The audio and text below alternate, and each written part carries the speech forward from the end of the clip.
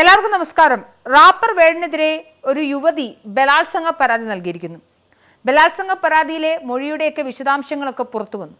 5 തവണ പീഡനം നടന്നെന്നും കോഴിക്കോടും കൊച്ചിയിലും ഏലൂരിലും വെച്ച് പീഡിപ്പിച്ചുവെന്നും യുവതിയുടെ മൊഴിയുണ്ട്. ലഹരിമരുന്ന് ഉപയോഗിച്ച ശേഷം പീഡിപ്പിച്ചെന്നും അതിഭീകരമായാണ് തനിക്ക് നടക്കാൻ പോലും ആകാത്ത വിധമാണ് തന്നെ പീഡിപ്പിച്ചതെന്നുമൊക്കെ യുവതി മൊഴി നൽകുന്നുണ്ട്. തന്റെ ഇത്തരത്തിലുള്ള കാര്യങ്ങളൊക്കെ അറിയുന്ന സുഹൃത്തുക്കളുടെ പേരുൾപ്പെടെ ചേർത്താണ് പെൺകുട്ടി മൊഴി നൽകിയത്.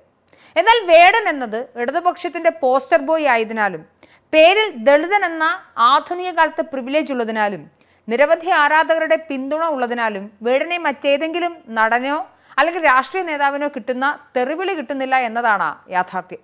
നമുക്കറിയാം, കഴിഞ്ഞ ഒരാഴ്ചയായി കേരളത്തിലെ പ്രതിപക്ഷ നിരയിലുള്ള ഏറ്റവും പ്രധാനപ്പെട്ട ഏറ്റവും ജനകീയനായ നേതാവായ രാഹുൽ മാങ്കൂട്ടത്തിലിനെ വളഞ്ഞിട്ട് ആക്രമിച്ച ഇടതുപക്ഷ ഹാൻഡിലുകളൊന്നും പക്ഷേ ഇപ്പോൾ വർക്ക് ചെയ്യുന്നില്ല. കാരണം വേടന്റെ വിഷയത്തിൽ അവർ വാ തുറക്കാൻ ഇനി സാധ്യതയുമില്ല. കാരണം ഇടതുപക്ഷത്തിന്റെ സ്വന്തം ആളാണ് വേടൻ.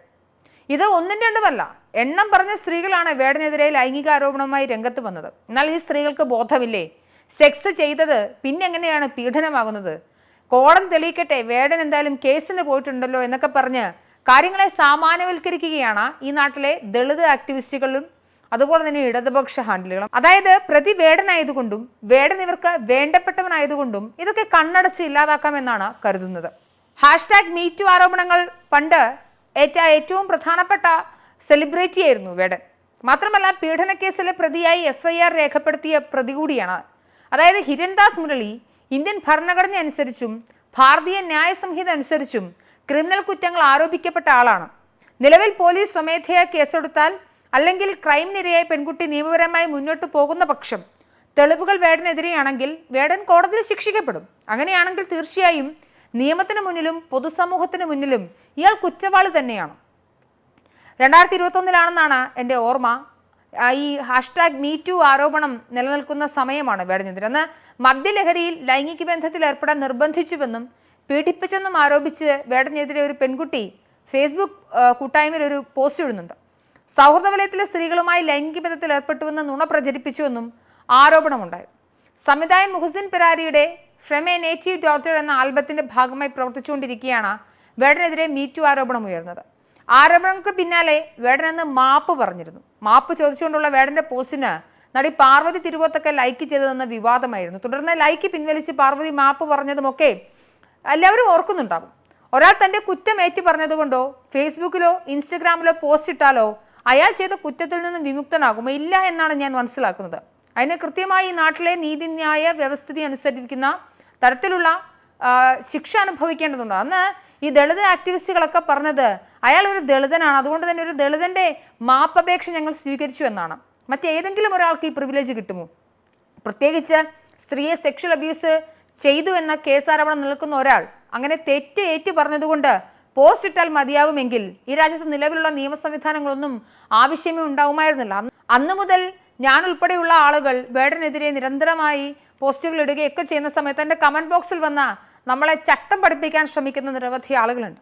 വേടൻ കുറ്റസമ്മതം നടത്തിയ ഉടനെയും അന്ന് മുതൽ പിന്നീട് വേടൻ എപ്പോഴൊക്കെ പീഡനക്കേസിൽ പ്രതിയാക്കപ്പെട്ടപ്പോഴോ വേടനെ പിന്തുണയ്ക്കുന്ന ജാതി സ്വത്വവാദികളെ ഞാൻ കണ്ടിട്ടുണ്ട്. ഇന്നും ഇതേ ജാതി സ്വത്വവാദത്തിന്റെ മെക്കാനിസം പല പുരോഗമന ഇടങ്ങളിലും വർക്ക് ചെയ്യുന്നുണ്ട് എന്നത് യാഥാർത്ഥ്യമാണ്. ഇവിടെ വേടൻ റേപ്പിസ്റ്റ് ആണ്. അതായത് ഇയാൾ ദളിതനായതിനാൽ റേപ്പിനിരയായ പെൺകുട്ടിയുടെ വേദന അല്ലെങ്കിൽ അവൾ അനുഭവിച്ച ട്രോമ, അവൾക്ക് നേരിടേണ്ടുന്ന ഡിപ്രഷൻ, അവൾക്ക് നേരിടേണ്ടുന്ന മാനഹത്യ, ഇതൊന്നും അങ്ങ് തേഞ്ഞു മാഞ്ഞു പോകില്ല. വേടൻ ദളിതനായതുകൊണ്ട് ചെയ്തത് തെറ്റുമാവാതിരിക്കുന്നില്ല. വേടൻ ദളിതനായതിനാൽ ഇന്ത്യൻ ഭരണഘടനയും ഇന്ത്യയിലെ നിയമങ്ങളും അനുസരിക്കേണ്ടതില്ല എന്നതും ശരിയല്ല.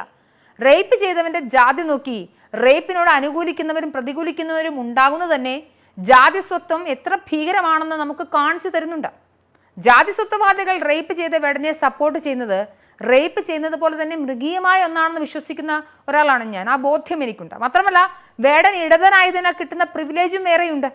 വേടന്റെ കലയെയും അയാളുടെ പ്രവൃത്തിയും തമ്മിൽ കൂട്ടിക്കെട്ടേണ്ട എന്ന് പറയുന്നത് കേൾക്കുന്ന ഒരു സാഹചര്യം കൂടി ഉണ്ടായി. വേടൻ റാപ്പിൽ കൂടി പറഞ്ഞിരുന്നത് മുഴുവൻ അയാളുടെ അഭിപ്രായങ്ങളായിരുന്നു അത്രേ. സ്ത്രീ പുരോഗമനവും ദളിത് ഉന്നമനവും ഒക്കെ പാടി നടന്നവൻ പിന്നെ എന്ത് തേങ്ങയ്ക്കാണ് വായിൽ കൊള്ളാത്ത പുരോഗമനം പറഞ്ഞു നടന്നത് എന്നാണ് ഇത്തരക്കാരോട് എനിക്ക് തിരിച്ചു ചോദിക്കാനുള്ളത്. വേടൻ പൊളിറ്റിക്കലി കറക്റ്റ് ആയിരിക്കുന്നത് അയാൾ ചെയ്യുന്ന കലയോടുള്ള അയാൾ കാണിക്കേണ്ടുന്ന നീതിയാണ്. കുറെ പാട്ട് എഴുതിയത് കൊണ്ട് ഒരുത്തനെ പിടിച്ച് പുണ്യവാളനാക്കിയേക്കാം എന്നതൊക്കെ എട്ടായി മടക്കി പോക്കറ്റിൽ വെച്ചാൽ മാത്രം മതിയെന്നാണ് അന്നും ഇന്നും എനിക്ക് പറയാനുള്ളത്. മാത്രമല്ല, ദളിതവസ്ഥകളെ തന്റെ മാർക്കറ്റിംഗ് ടൂളാക്കി എന്നതാണ് വേടൻ ചെയ്തത്. ആകത്തുകയിൽ ജാതി പറഞ്ഞുകൊണ്ടിരുന്ന് ആളുകളെ ഭിന്നിപ്പിക്കുന്നു. ആ ജാതിയുടെ അരക്ഷിതാവസ്ഥ ആളുകളിൽ പറഞ്ഞ് അടിച്ചേൽപ്പിച്ചുകൊണ്ട് അതിൽ നിന്ന് കാശുണ്ടാക്കുന്നു. അറിവില്ലായ്മ കൊണ്ട് ചെയ്തു പോയതല്ലേ, സാരമില്ല തക്കുടുവാവേ എന്നൊക്കെ പറഞ്ഞ് വേടനെ വാരി പുണർന്നവർ ഈ നാടിന് തന്നെ ആപത്താണെന്നാണ് എൻ്റെ പക്ഷം.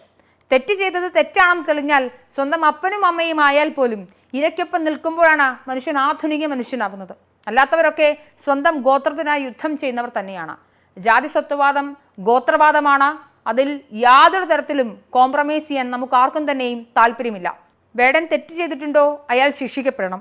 വേടൻ തെറ്റ് ചെയ്തിട്ടുണ്ടോ അയാൾ ചെയ്തത് ഈ നാട്ടിലെ നീതി ന്യായ വ്യവസ്ഥയ്ക്ക് ഉള്ളിൽ ക്രിമിനൽ ഒഫൻസ് ആണെങ്കിൽ അയാളെ സമൂഹം ഒറ്റപ്പെടുത്തേണ്ടതുണ്ട്, അല്ലെങ്കിൽ അത് പറഞ്ഞ് മനസ്സിലാക്കേണ്ടതുണ്ട്. അല്ലാതെ അയാൾ ഇടതനായതുകൊണ്ടും ഇടതുപക്ഷത്തിന്റെ പോസ്റ്റർ ബോയ് ആയതുകൊണ്ടും അയാൾ ഒരു ദളിതനായതുകൊണ്ടും ദളിതരുടെ ഉന്നമനം എന്ന പേരിൽ ജാതി ഭിന്നത ഉണ്ടാക്കുന്ന ആളായതുകൊണ്ടും അയാളെ സംരക്ഷിക്കേണ്ട ഗതികേട് ഇവിടെ ആർക്കുമില്ല. നമസ്കാരം.